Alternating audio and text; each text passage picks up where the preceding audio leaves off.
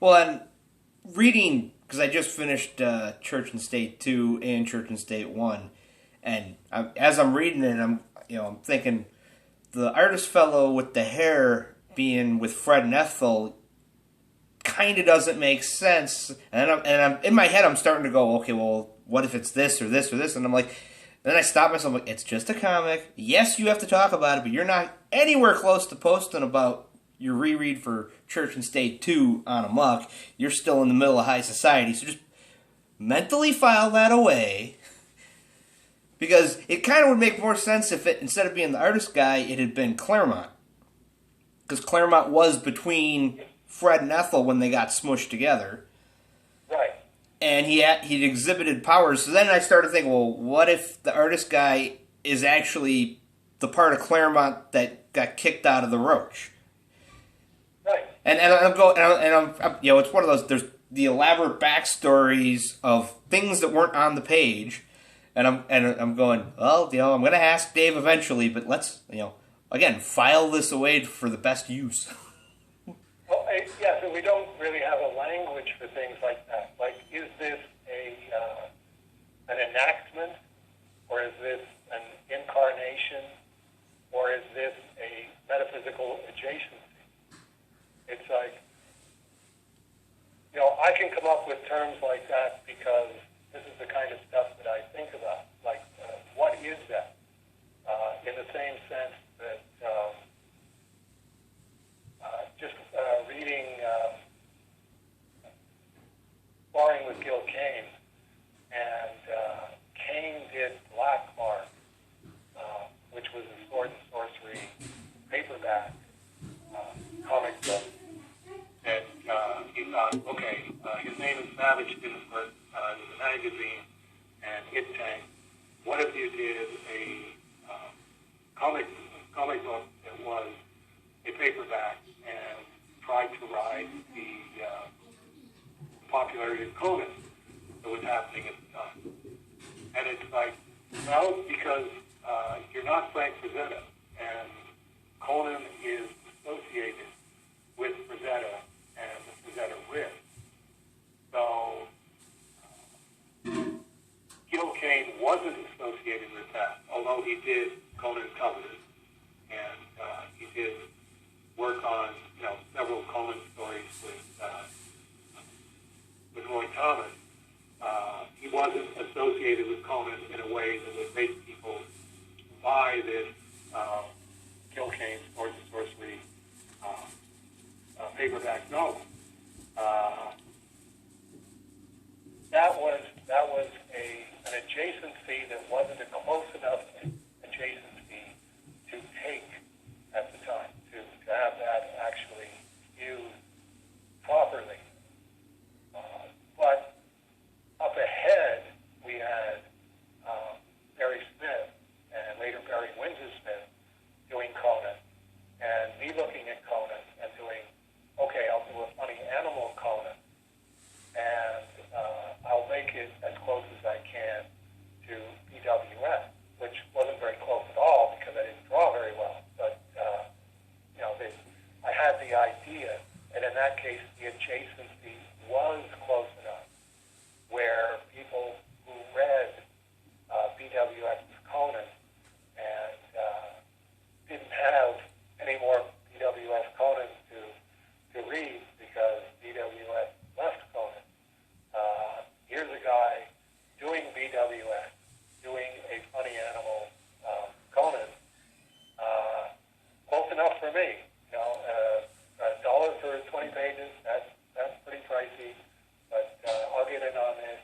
Hey, that made me laugh a few times, and that almost goes as good with Smoking Pot as Robert E. Howard. So, yeah, I'm in. I'll go for this. Gil Kane didn't have that with what he was doing, and then, as I said on the Kickstarter, then you had the Kevin and Peter going, what about Frank Miller, Ronan, Turtles? And it's like, that's a perfect fusion. That's not only an adjacency, a metaphysical adjacency,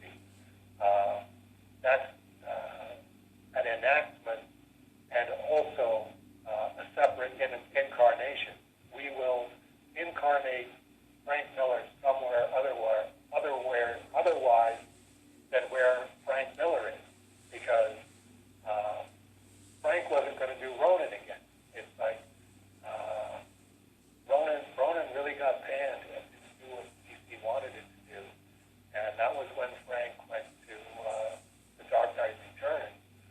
But it's not as if there were no Ronin fans. And, Kevin Eastman was like one of the biggest Ronin fans. So it's like, we need more of this. And it's like, well, I'm going to do for Frank Miller's Ronin what Dave Sim did for Barry Windsor-Smith's Conan, which is mutilated embarrassingly, but very, very lucratively.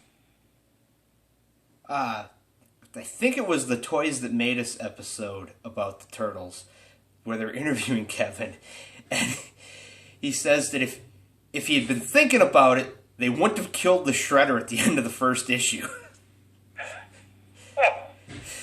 Like if they could go back and do it over, yeah, they wouldn't have killed the big villain right away. And I just laugh because I'm like, well, yeah, because now you're back to how do you bring him back? You got to bring him back because this is it's the Turtles versus this guy. No other villain they introduced went as big as the Shredder. Right. And it was exactly the same thing that I was doing with BWS. It's like I'm not that good, but boy, it's a lot of fun sitting here trying my best to do my best BWS riff on Cerebus, and the same thing for Kevin. It's like next issue. Like I don't know if there's going to be a next issue. Pete and I are sitting around and we're drawing Teenage Mutant Ninja Turtles because I get to do my Frank Miller Ronin riff, and Peter gets to do stuff that he wants to do, and it's like, there's.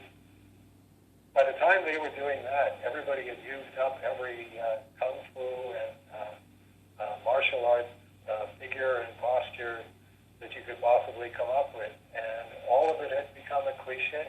And if you don't draw very well, and none of us drew very well, it's wow, I get to do that cliche. Here's Michelangelo, and he's doing a flying drop kick, just like Frank Miller would do. Just like Frank Miller would draw. I don't think even at the time Frank was able to do a drop kick, but that might be prejudicial on my part. That was I went to a convention where Frank was signing when he was doing the Batman book with Jim Lee, and they announced over the loudspeaker that in the autograph area it'll be Frank Miller as a surprise signing, and I managed to get in line, and all I had to have him sign was John Carter, Warlord of Mars 18, which is one of his first Marvel works. That's going way back. Well, I was a John Carter fan. I'm like, there was a John Carter comic? I didn't know this, so I bought a bunch of issues. Then I'm flipping through, and I'm like, wait, Frank Miller. And then I looked it up. Oh, yeah, this is one of Frank's first jobs for Marvel. And so I took it up to have him sign it, and he looks at it. He's like, oh, wow, I haven't seen this in a while. He's flipping through it. He's like, yeah, this is back when all I really cared about drawing was scantily clad girls. And he paused for a minute and looked me in the eye and went, I still do that.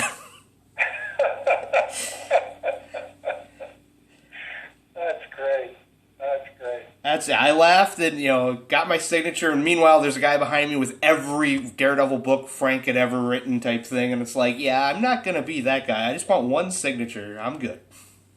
Right. Yeah, and it's like you're pretty much guaranteed that Frank's not going to say to that guy,